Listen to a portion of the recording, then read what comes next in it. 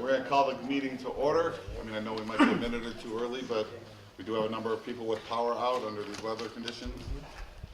Go ahead and get started. First item on the agenda, Secretary's report. Anthony? Mr. Chair, I reviewed the regular meeting minutes of January 18th, and I make a motion to approve the minutes as written. Second. Motion made and second to approve the minutes of January 18th. Questions, comments, discussion? Seeing none, hearing none. All those in favor say aye. Aye. All those opposed? Motion carries. Next item on the agenda, Ms. Ozier. Yes, so in your packet, you received the January 31st, 2018 Treasurer's Report. At the end of the month, we had $7,151,922.02 and $6,349,734.80 were in local funds, and $802,187.22 were in project funds. During the month, we did receive the remainder of our assessments that were due well, we received all of our assessments at this point, but we received a good portion of our assessments before the end of January. They were due February 1st. We also received our Chapter 71, as the committee may recall, that was received twice a year in two allocations, once in January, once in June. And our student activity funds activity is still remaining high. We had two payroll, two AP warrants, and that is why our balance at the end of January is significantly higher as a result of the assessments and the transportation income. The February 28th report is not available as of this date because we're still awaiting two of our bank statements. So that should be available at the next meeting. Bank statements come in up until the 10th of the month, so we should be getting those shortly. Any questions? Make the motion to accept. Second. Motion made and second to accept the Treasurer's report. Questions, comments, discussion? Seeing none, hearing none. All those in favor say aye. Aye. All those opposed? Motion carries. And Mr. Chairman, I just wanted to report that the district has complied with the SEC requirements and all the documentation required to complete our disclosure, continuing disclosure, which is the disclosure that's due to the SEC as a result of our borrowing, has been filed and received, and we received a confirmation that it's well within the requirements. Great. Thank you.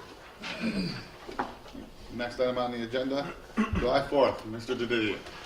Thank you. Didier. Good to see you all.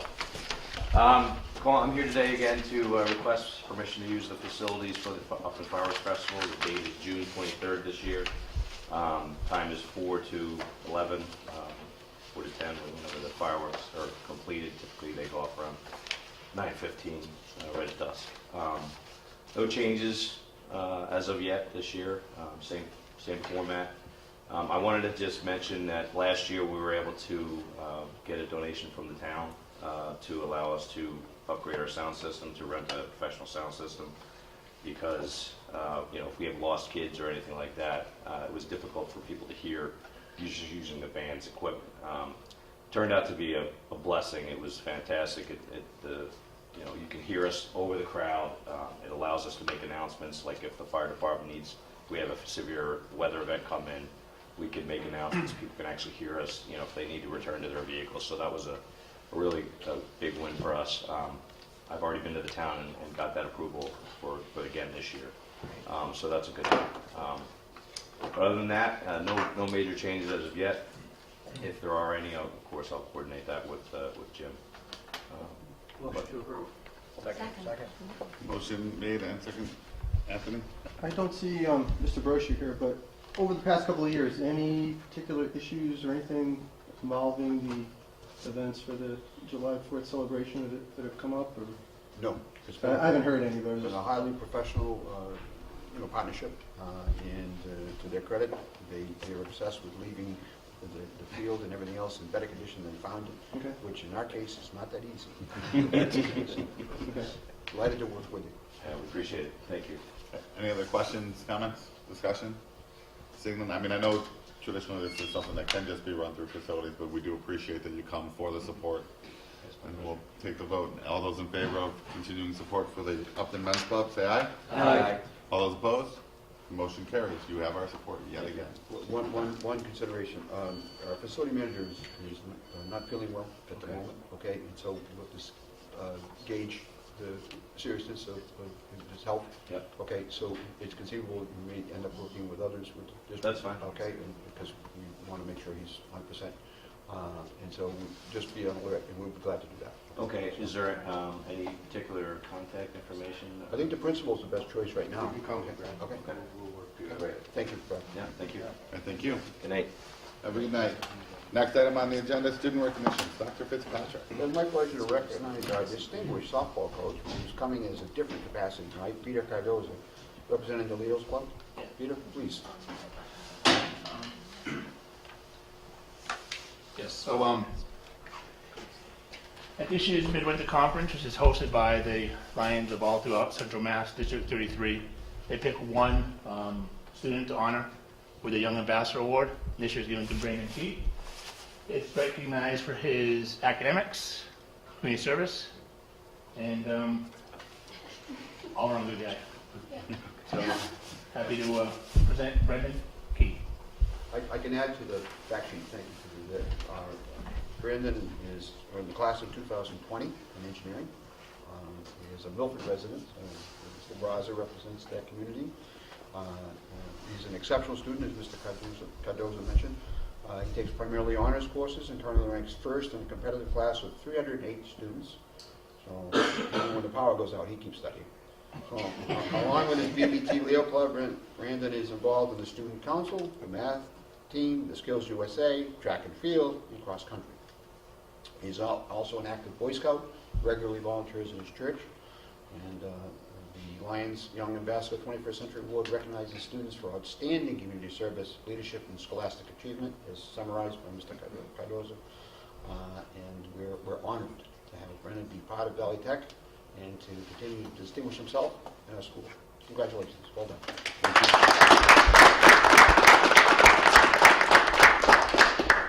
Yes.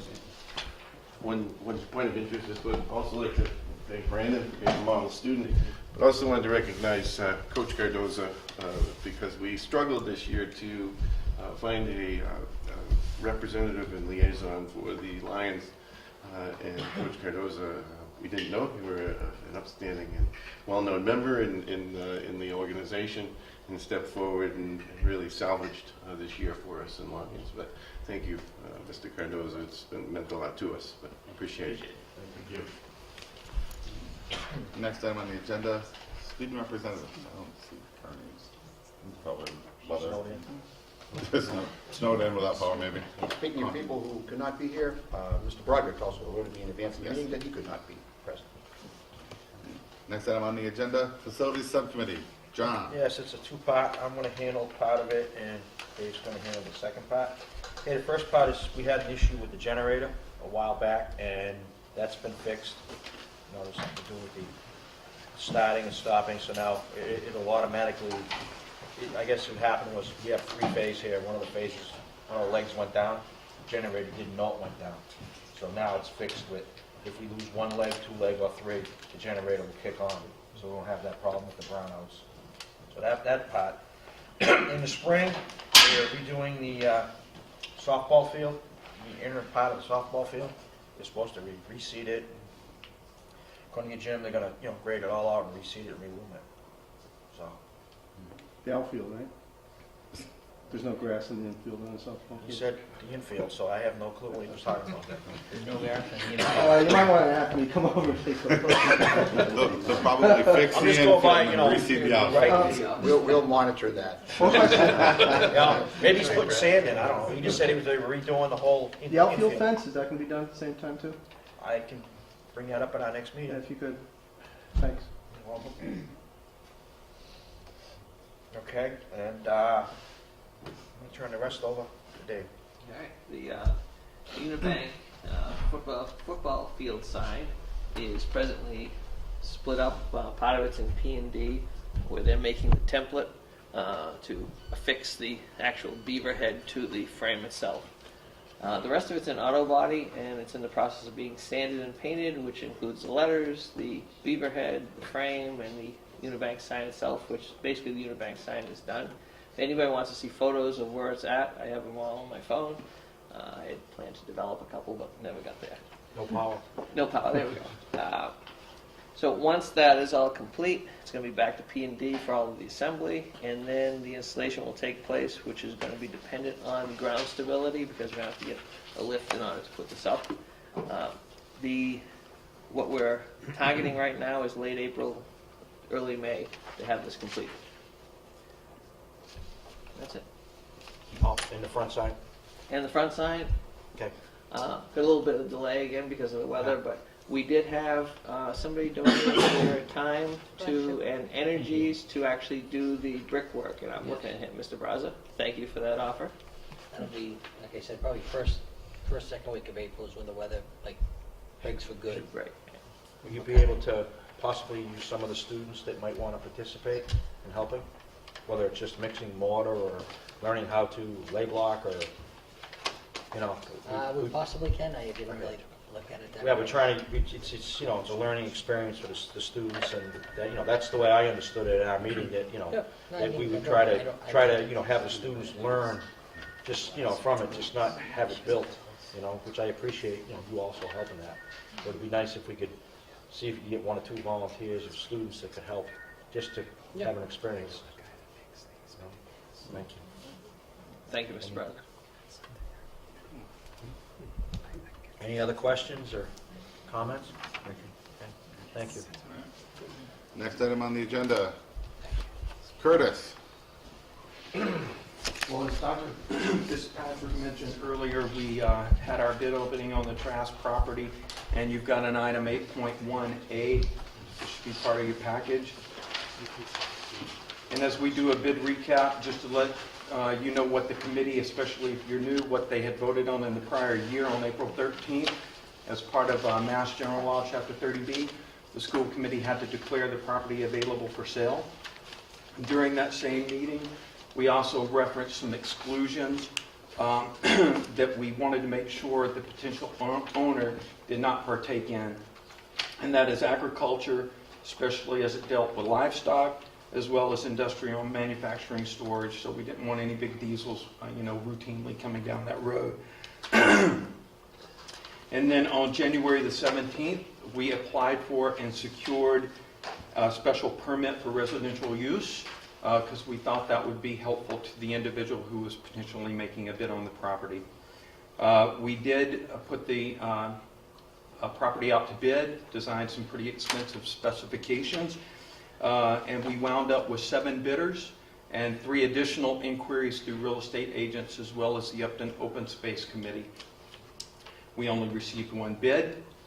We went through that in 2 different teams as required by the law for a non-price and a price component, with other forms that are required for certificate of non-collusion and things of that nature. Obviously, being the sole bidder, came in at $360,000, and all the other bid requirements were met. So we are seeking a recommendation to award the purchase of the land to DNF Afonso Builders of Milford, Mass. And I'll make the motion. Yep. Second. Motion made and second to accept the bid of DNF Afonso Builders. Questions, comments, Doc? Yeah, as Curtis summarized, I'd like to make certain the committee is aware. We placed conditions on the bid, even the initial bidding process, which may have resulted in discouraging people from bidding, okay, because we placed limitations on use. But we did that because we value the relationship with the neighbors in a connectivity with the community of Upton. And so, as you would hope, and as we have demonstrated hopefully for 50-something years, that we are a good neighbor, okay? And, we care about those relationships, and we're able to structure something that eventually, a little longer than we'd hoped, but led to the action which is now before you. And to the best of our ability, we continue to protect the integrity and the conservation factors in the neighborhood. And so, It might be worth pointing out too, the original bid that we put out last year was a minimum bid of $350. This year we came in at $325, hopefully to encourage people to bid, and our bid actually topped the initial bid spec we put out at $350, so that's good. We have also, I put a call into Mary Jane Handy at DOR to further discuss, our limitations or our parameters that we can work with in receipt of that money. I'd like to point out to the committee that Curtis has a unique professional relationship with Handy Dandy, and Jane Handy, with the Department of Revenue, that they've known each other for years, and she's been particularly helpful in responding to any questions we've ever had. Any other questions, comments? All right, seeing none, hearing none, all those in favor of approving the motion that's in item 8.1 for this, awarding this bid, say aye. Aye. All those opposed? Abstain. I need to abstain. And then an abstention. Mr. Braza. All right. Thank you very much. Item 8.2 is the post-secondary manufacturing grant proposal. What I'd like to point out is you've got an item 8.3 that's got a grant listing. This is part of the Mass Skills Capital Grant. So we're kind of going to be referencing this document in reference to this particular item. And just working with Anthony and Tom and Syra and Dr. Fitzpatrick as well, trying to create a proposal for the new Mass Skills Capital Grant that will certainly give us an opportunity to receive those funds. They've got very strict specifications in there, no more than 2 programs, and you have to really show that you're serving more students or some sort of a disadvantaged group or adult populations that would be outside the normal school hours. Given the challenges I think that we faced in our manufacturing technology as it relates to kids leaving high school and entering the workforce, I think they're finding that not as many as they'd like to be coming straight into the workforce are actually doing that. More are tending towards post-secondary. So our opportunity to work closer with the employers would be to provide some post-secondary evening training that would allow them to gain the skills necessary to enter the workforce direct, and then give our students a chance to rotate through post-secondary and come back into the workforce after they've gotten that education. I'm thinking that our proposal might come in maybe in the $200,000 to $250,000 range. We can go up to $500,000, and we will maximize that in any way that we can. Does anybody have any specific questions that me, Anthony, or Doc can answer on that particular initiative? If not, we'll move right on to the grant document 8.3. So you'll notice that at this stage we're at about $1.9 million in our grants, and I think we've done an extremely good job. I feel like I could devote more of my time to that, but unfortunately there's not enough hours in the day. I'm working closely with Lorna to have my time freed up a little bit more where I can focus on chasing down grants. A lot of them are coming in to me through Doc, through staff in the building. Staff has been instrumental in creating some of their own grant proposals, and then me massaging that data and submitting it. You'll notice that kind of down at the bottom, it says we've submitted 28 applications to date, and 23 have been successful. Out of that $1.9 million, 963,000 came in the form of entitlements or competitive or other state grants. The remaining 46,000, you'd say Dr. Fitzpatrick's hitting the door with some of our banking institutions, if you will, to support the vans, the student transportation.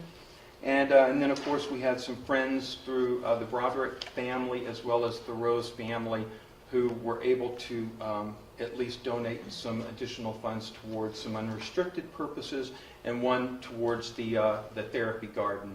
As you recall, we applied for a grant last year under Metro West, and unfortunately it wasn't approved, but we are able to proceed with that through this donation from the Rose family. Something else to point out is Dr. Fitzpatrick was instrumental in submitting through the legislature a $4 million It's under the Mass Capital Bond for like a program facility expansion. That is still making its way through. I think they've had a committee that's been established that's got to do some reviews on that, and then they'll come forth with a recommendation.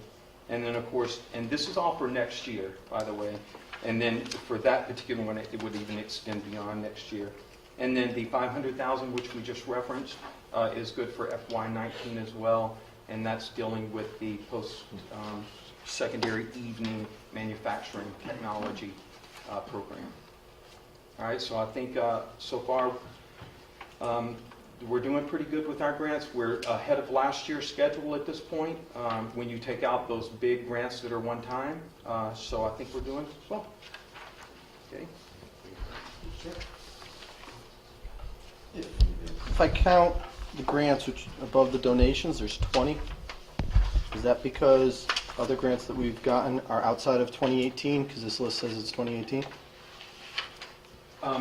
You mean the total grants applied for? They're not listed on here. No, you said that we secured 23, but there's 20 listed. So I was wondering, the 3 that aren't on here, are they because they're 2019? Are you counting?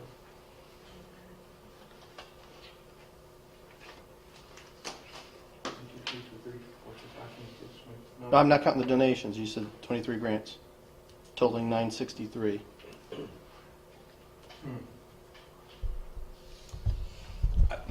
You know what? Let me just. Okay. I'll, Yeah, I have just to- wondered, maybe I'll they're just take a look 2019. at it.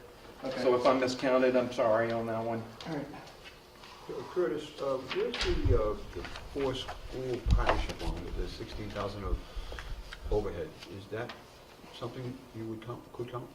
And what is that one? That's the one we're working with Jim Roslin and That is Lisa. actually, that's in here. Okay, just call At the it. 295,000. Oh, okay. All Right, because we're actually receiving all of Yeah, that okay, money. fine. I just, All right? Yep, I didn't recognize it under that number. I get it, thank you. Okay. Thank you, Anthony, Steve. 122. You know what it is? The last 2 down at the bottom are also part of that. And what I did was, I And those think I are 2019, originally... right?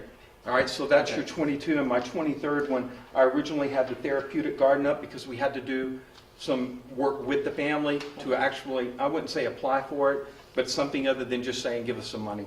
And I pulled it out, and I should have arranged the numbers down to 22. Okay. All right. But anyway, does anybody have any additional questions on this as it relates to our efforts? Again, I see the categorical issue you're raising, but on the bottom, it is possible that the award would be made in FY18, but the spending wouldn't occur till FY19. Till 2019. So Yeah. there's some overlap here. All right. Okay. And we are actually writing the grant down at the bottom. That is due this month for next year. That's what I mean. So, The award could happen. We could receive notice this fiscal year of the award. Okay. So it depends when you want to enter it. and then I've given you a printout of the monthly general ledger. I handed that earlier before the start of the meeting, so you can take a look at that. You'll notice that on the bottom line, there's $250,000 additional in that total amount above this year's budget, and that's because of the vote that was taken to transfer over to capital projects. So it's raised the budget by that amount, and that came out of excess and deficiency. As we're looking towards approving the budget later tonight, part of that will also be another $250 from excess and deficiency. We certified in at just over $650, so that's going to leave us just over $150,000 after tonight's vote with the budget. Okay? We don't have any line item transfers and no donation approvals for tonight's meeting. Mr. Steele, you got a question? That was just a point of interest, actually. The grant that Curtis is working on for the advanced manufacturing, the evening program for adults, it's an interesting case study, if you will. In our budget hearing, and as you know, in many of our meetings here, we've talked about the creativity to create revenue and so forth. So in that example, you have a lot of effort put in place to receive a grant to create and build a program, no cost, to pay for it with grant funds, answer the needs of the workforce. So we know we have a skills gap, particularly in advanced manufacturing, so to target some adults that would feed that need. But it also represents a revenue source for the school that would offset assessments. So it's the triple win, if you will, if we're able to secure it and do it. I think we're calculating a minimal participation of 10 students twice a year, right? But north of that, we could go as high as 16 per course, and that's when you get into a profit margin that could be applied toward the school budget. So it's just an interesting, again, case study in the creativity and the effort that's put in to try to create revenues, answer the workforce. And I think on the heels of that too, that the bottom grant that you see, the Workforce Investment Board, I was contacted on Friday by Ethan Brown, who's our Central Mass Workforce Investment Board contact, and working with Paul Linsky to identify 3 teachers who would do externships with business and industry. So we had to already identify 3 players in that market to work with them over the summer for, I would say, a week plus whatever time it takes to integrate that into the curriculum. But they're trying to figure out, or not figure out, but they're working with the instructors to make sure they're delivering in their classrooms the skills that are needed that are happening out in industry. I know we have close relationships now with our program advisory committees, but they want to also make sure that we're marketing our programs right to our students and learning more about that with the employer, how to get our students interested and to move from high school into the workforce.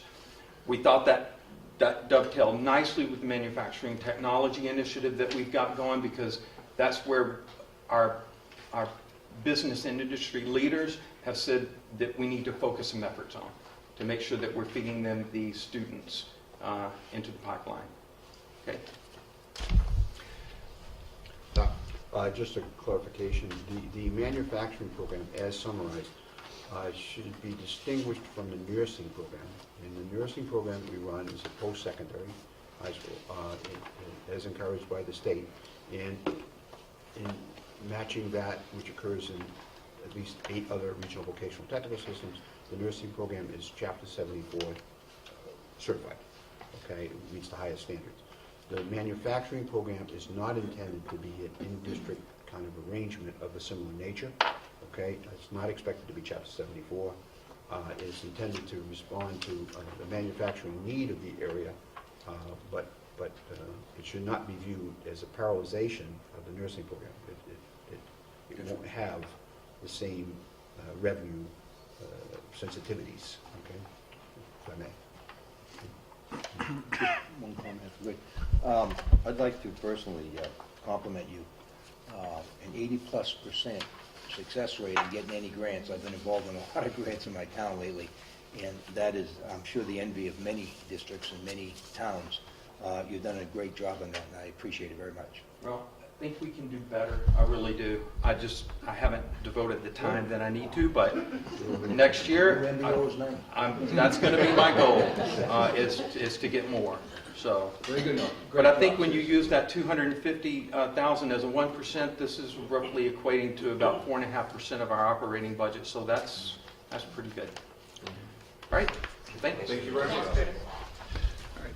Next on the agenda, Mr. Steele. Yes, thank you. First up is school safety procedure status. I think it's fair to say that if you are involved in public education, the last few weeks have been pretty intense on the school safety front, given the events in Parkland, Florida.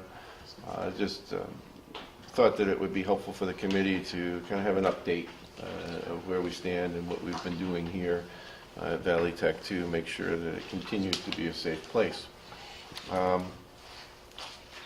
We did recently put out a statement, official statement, I believe it's included in your packet, on safety measures at BVT. So you do have that at your reference, and we have made that public on our website, and some media outlets have asked for it and so forth. So be aware that you do have that to refer back to.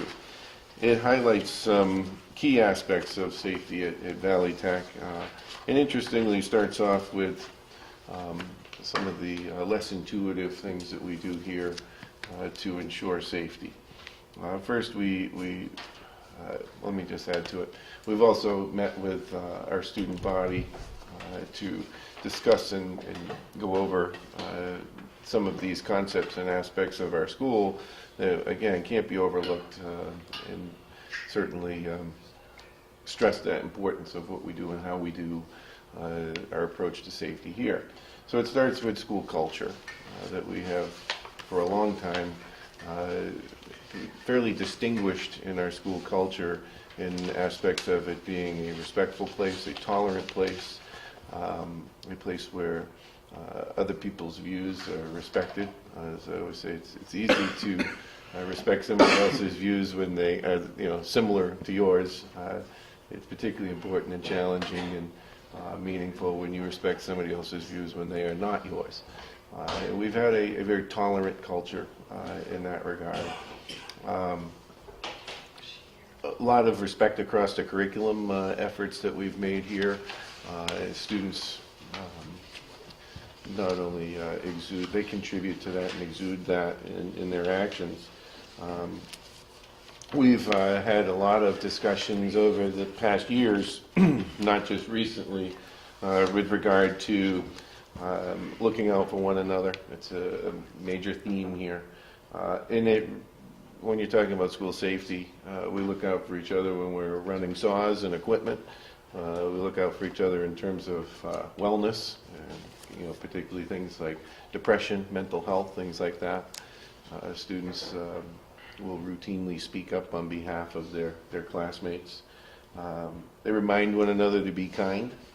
So it's important to be mindful of your own words, your own actions, but it's also important sometimes, I guess you could look at it this way. Peer pressure can work in both directions, right?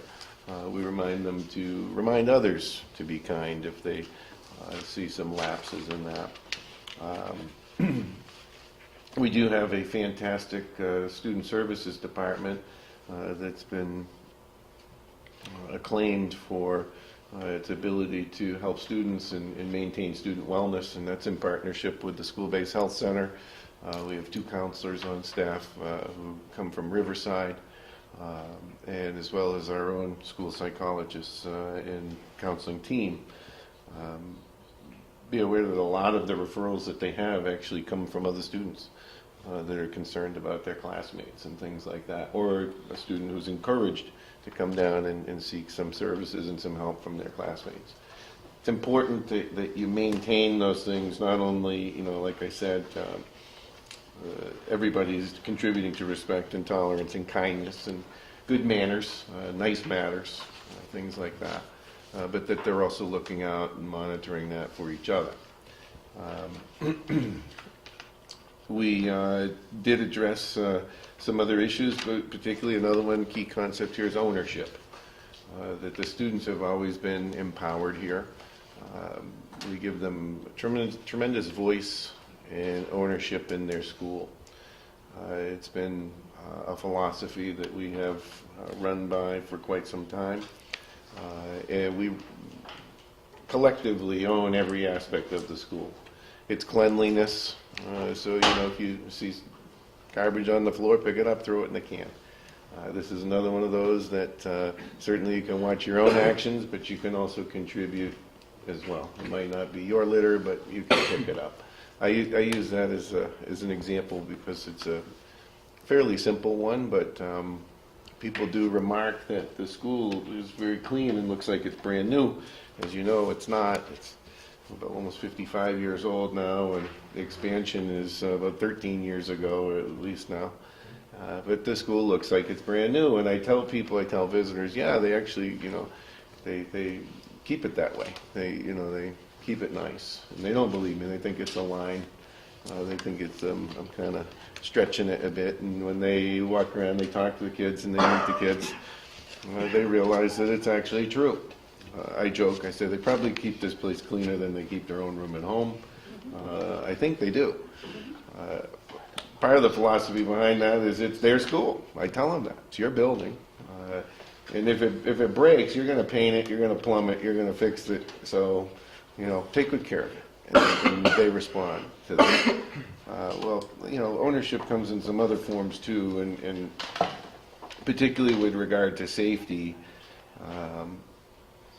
we'll get into hardening of the facility, which is, door locks and metal detectors and, arm guards and the like. But we could do all of those things, but if everybody, students and staff alike, aren't doing their part to make sure the back door stays locked and not propped open, or that we, pull the gates across when we have the overhead doors open, you can lock the front door all you want. It's not going to actually make you any safer. And so ownership also takes that form as well. I remind them that there's 1,224 of them in the building. They are the eyes and ears of the school. They certainly recognize when somebody's here who doesn't belong here, or something doesn't look right, something doesn't sound right. And that runs the gamut from, again, running equipment to seeing somebody who doesn't belong here, seeing behavior that isn't acceptable here, and not just seeing it, but then doing something about it. Say something, do something. If you're not comfortable or it doesn't seem right to address it yourself, then find an adult or somebody who will, and let them know. And, that has been an interesting conversation. I can say that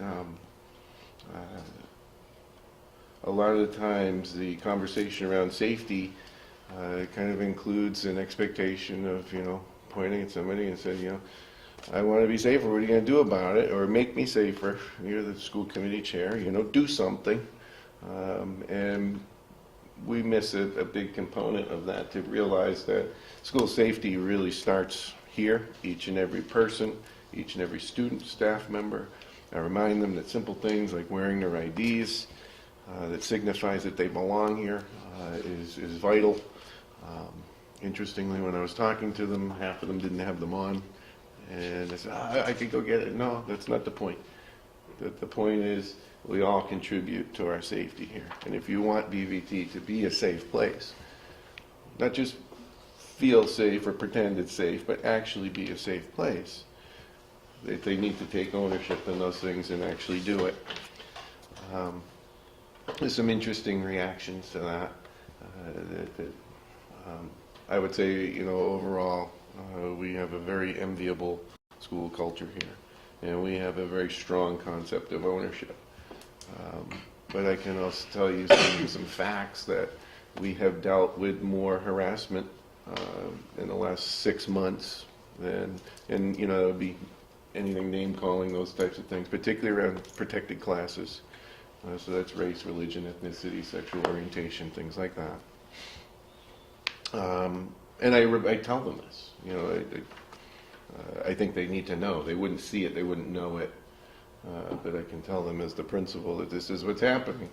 And Mr. Urquhart and Mr. Evans have dealt with more of that in the last 6 months than Mr. Evans' 5 years here combined. You should know that. That's not looking out for each other. And we have students who are legitimately concerned that they want a safer school. So do I. Who doesn't? Who would say no to that? But to actually make it a safer school, the answer isn't just simply more door locks, more metal detectors, more arm guards, more whatever, barbed wire. And I remind them that every single school shooting event that has taken place from '92 to Columbine to Parkland, Florida, starts with somebody who feels like they are harassed, picked on, bullied, or otherwise mightily disenfranchised with their classmates in their school. Every single one of them. You would be reactionary at best with door locks and hardening the facility to say that you've already created the disgruntled person who's not well at that point. And so, there's a lot you can do before you ever even get to hardening a facility. And once again, it takes ownership. In terms of school culture, I can tell you another thing that has started to become trendy or popular. We hear it, we feel it, and that's a concept of, not snitching, right? It's not, not cool to snitch on somebody or to tell. That's an interesting one. I'm being honest with you. I'm telling you what I'm feeling, what I'm sensing here, and when we're here. And I'm telling you that that's off trend. That's not culturally something that we have had for quite a few years. Here's what's ironic about it is the students, as you know, you've probably heard there's several walkouts and rallies and things like that planned for the near future. How much or how little our students participate in remains to be seen. We're talking with them about that. When I ask them what they want, what are you rallying for? What are you walking out for? A lot of them struggle to tell me. In fact, no one could tell me what they actually were doing it for. At best, they can squeak up that they say they want to be heard. They want a voice. They want to be listened to. So part of what I've been talking to them about, particularly class officers, as they are elected representatives of their class, is that, ironically, you guys want to be heard. And here you have a tremendous voice, more than I could say most students have in most schools. But this whole, not snitching thing or not telling, I get it, I understand it's not cool, it's difficult to do. Who couldn't relate to that? I can relate to that. But we've given you a voice, and you know that if you say something, you're going to be listened to, and that the school's going to respond if you say something. That whole thing about not snitching and not speaking up and not talking is actually not just the whole concept of say something, do something. You have a voice, you're actually rejecting it. And then once again saying, fix it, Mr. Finn or Mr. Chairman or Mr. Superintendent, fix it. I want to be safer. And I told them I can't do that. I don't have the ability.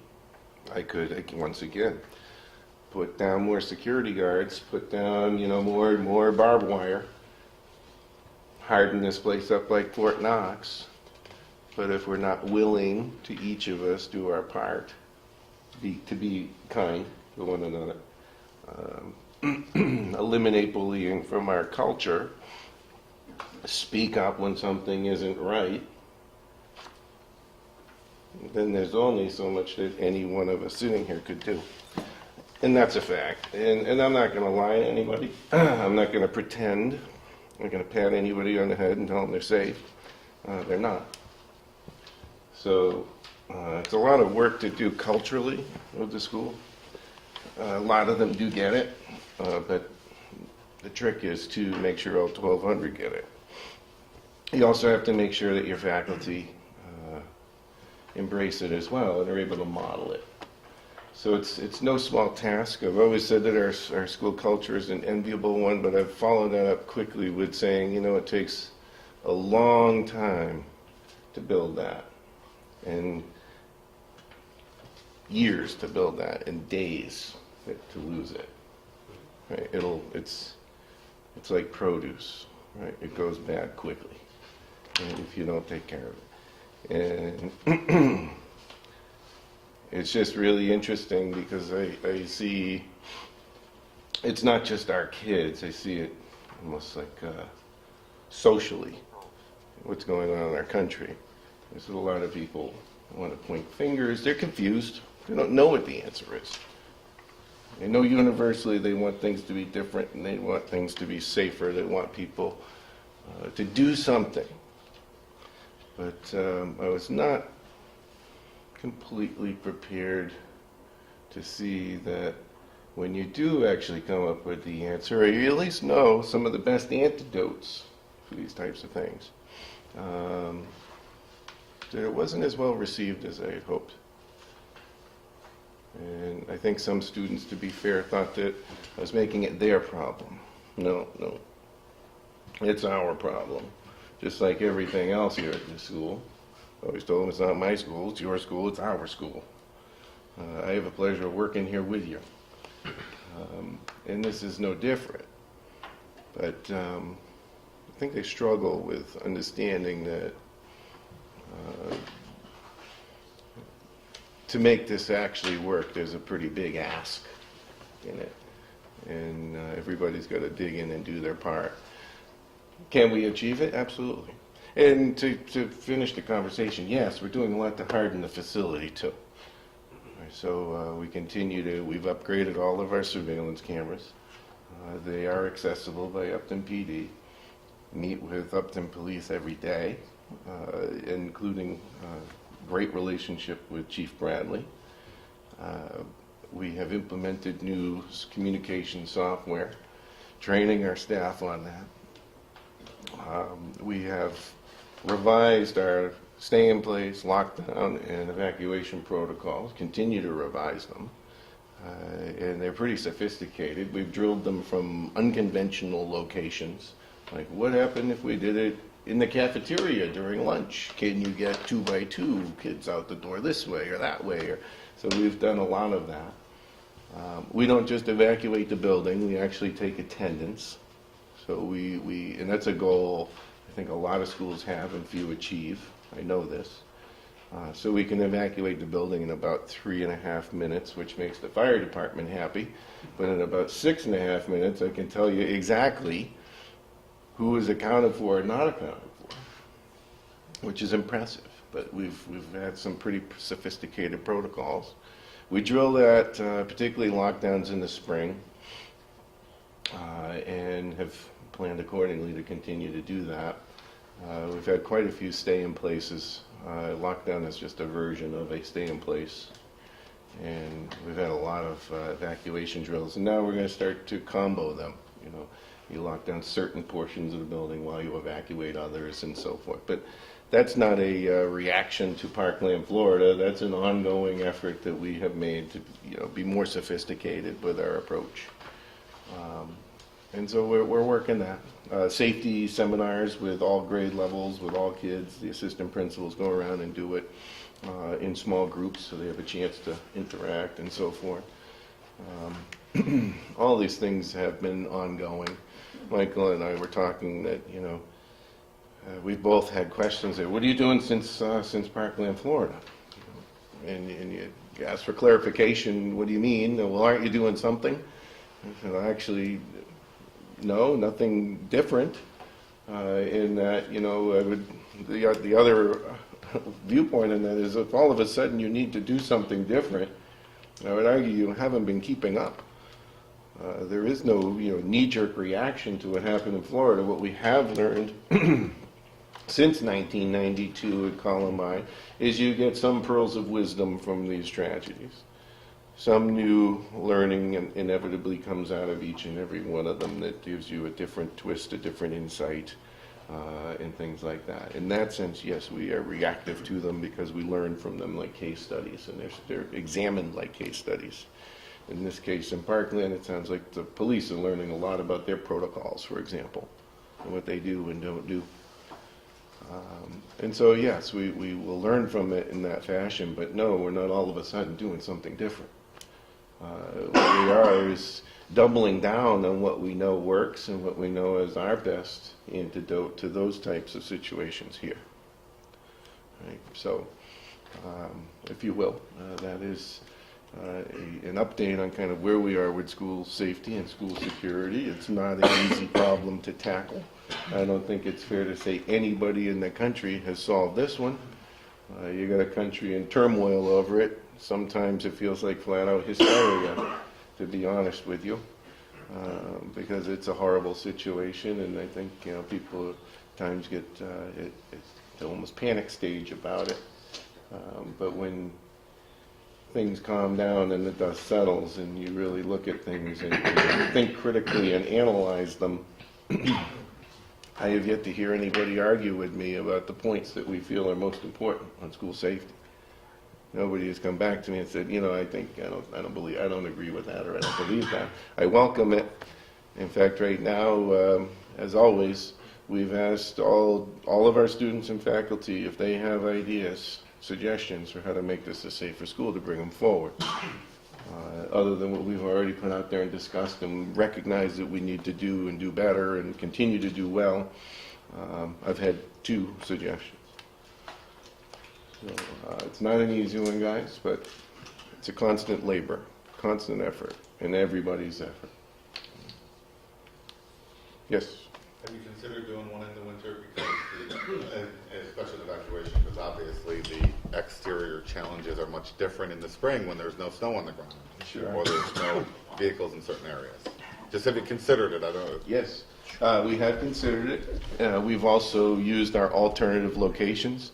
So for example, there are places where everybody goes when they evacuate. There are also rally points, there's alternative rally points, and we have drilled all of those.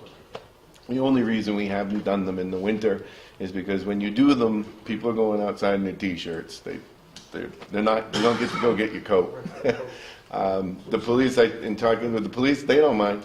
They said, we'll get them back in quickly, let's do one. So we're going to wind up doing one soon, even if it's not the greatest weather, or, temperature. You can do it tomorrow. Right. I said, we could do it right now. This was, last week. I said, we could do it any time, really. Questions on that? No, we greatly appreciate saying ahead of the game. Like said, if we're reacting, it's too late. I would welcome, like I have everybody else, any member of our school community, if you have thoughts or ideas or suggestions, we love to hear them.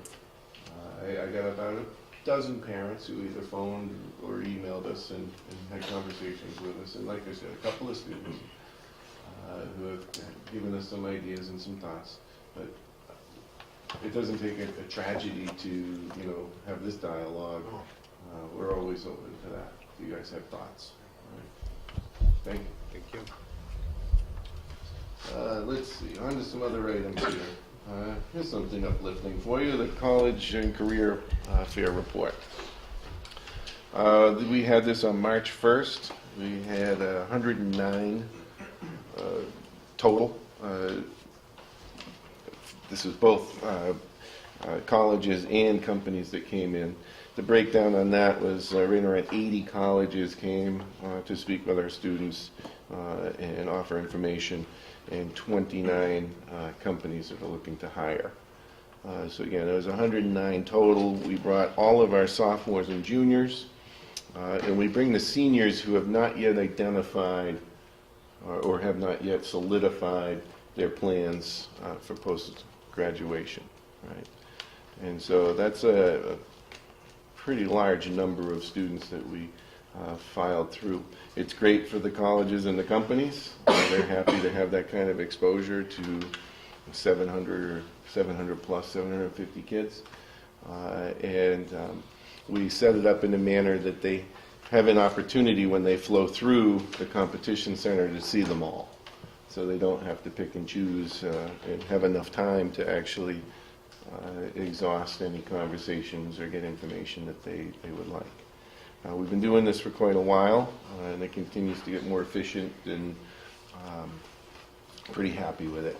I think last year we had a little bit higher number, probably about 120, and we found that this was more comfortably sized for us from all fronts, from not just the space. You start using the hallway, for example, but it wasn't about the space, it was about the number of students and their ability to actually have some meaningful dialogue and things like that.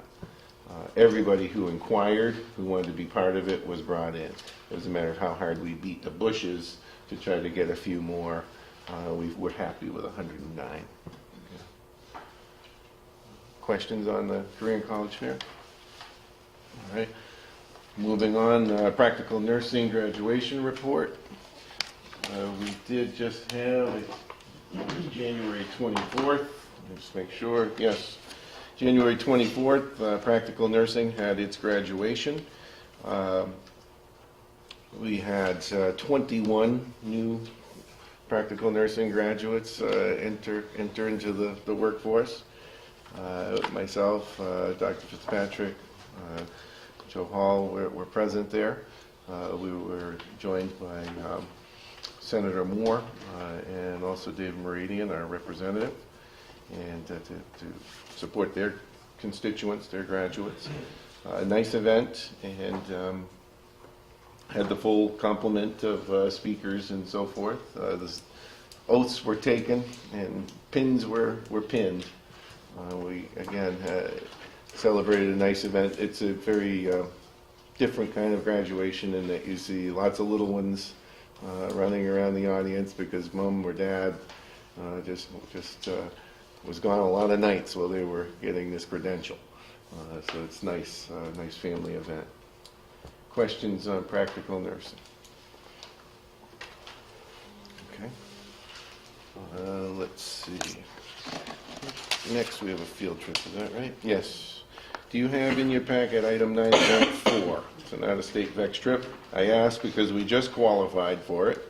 And this is one of those where I kind of promised you guys that I would ask you a month ago, but we qualify for these things in pretty rapid succession.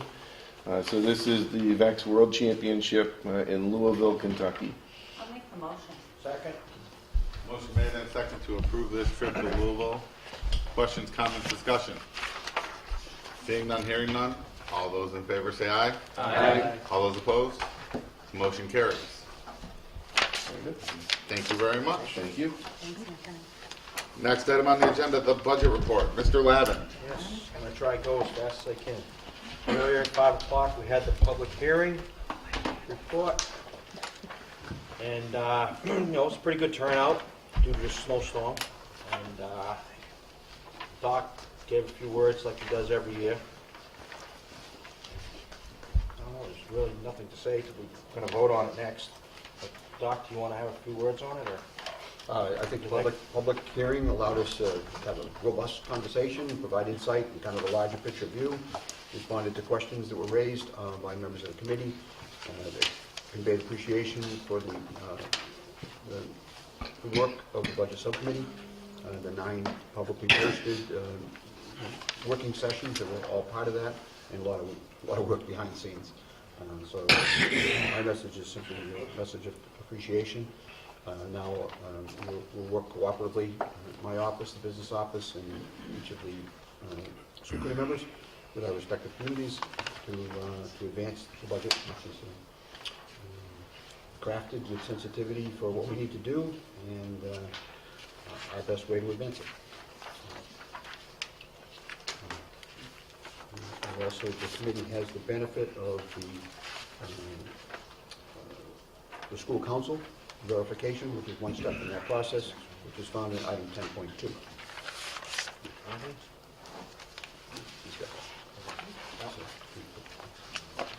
Move we accept the budget as presented to us tonight.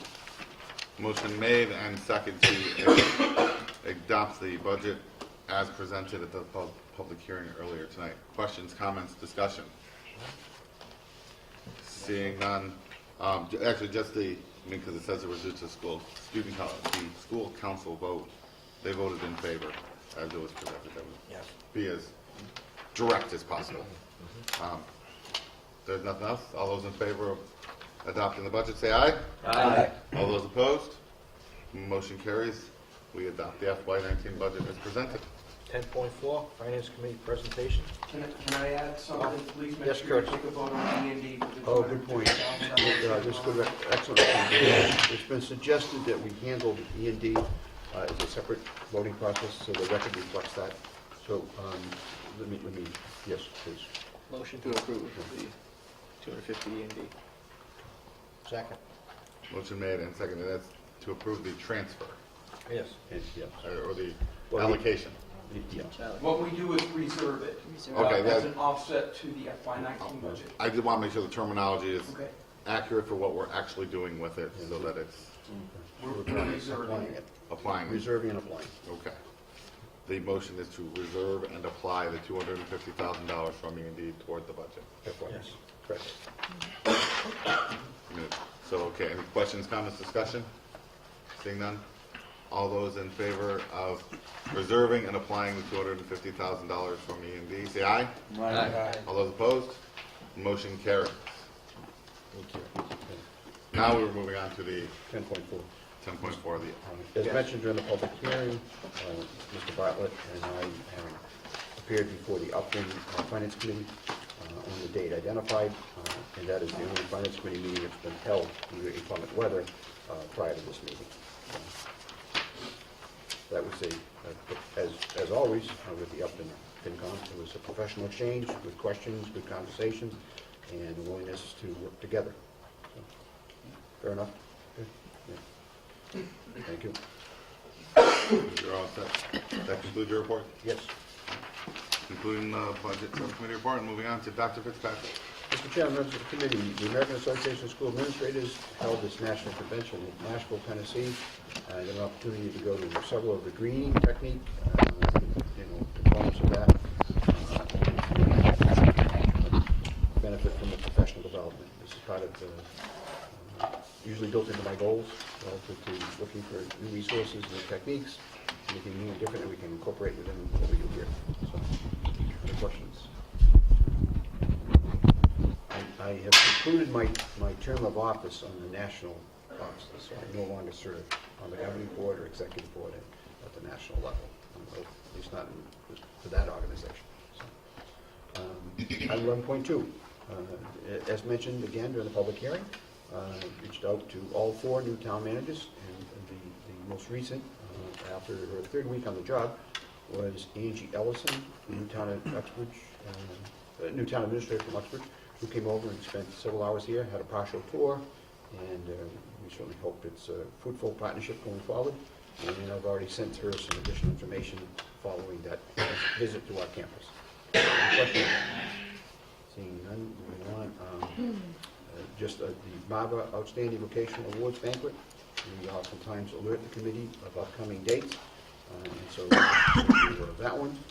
Item 11.4, we received a notification of our Cynthia Collard, who's the lead teacher for cosmetology, and an individual that we're most fortunate to recruit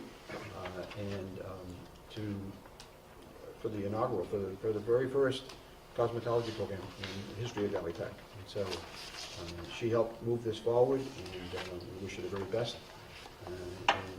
She wrote a nice note, which you may notice, and we do well to replace it. So we wish her the best. Item 11.5 is the parent newsletter contained in your packet. There's a second notification of time just occurred with a science teacher who recently married, and therefore there's a change in names in our directory, but she and her husband are relocating. So that's, again, a positive transfer. We wish the best. She was, like the cosmetology lead teacher, a good find, a person who made a difference, and we're already looking to post that vacancy. So, okay. And you have that document as well. The parent newsletter and the alumni. Can I make one comment on that? Please. I was especially pleased to see that both of these professionals have decided to go to the end of school to make the retirement or transfer to another position. Again, I'd like to make sure that's noted, and we appreciate that from the professional staff. It's also appreciated by the administrative team and the continuity of instruction. Okay, that concludes my report. Thank you very much. New business. Any member of the school committee have any new business to bring forward tonight? Seeing none. Other than the notification that you've already addressed, Dr. Fitzpatrick, do you have any other business? No, not this. We continue to monitor the health of a highly regarded HVAC instructor, and continue to work in tandem with the family, we'll continue to keep you posted on that as well. Okay? The item 13, items for the good of the committee. As always, we do have a packet available for you to review, and even some copies if you wish to take one home, or multiple copies if the case may be, Mr. Prince. Thank you. Item 14, next regularly scheduled school committee, April 12th. And that concludes our business on our agenda tonight. I'll entertain a motion. Take a motion? Motion made and second to adjourn. Questions, comments, discussions? Seeing none,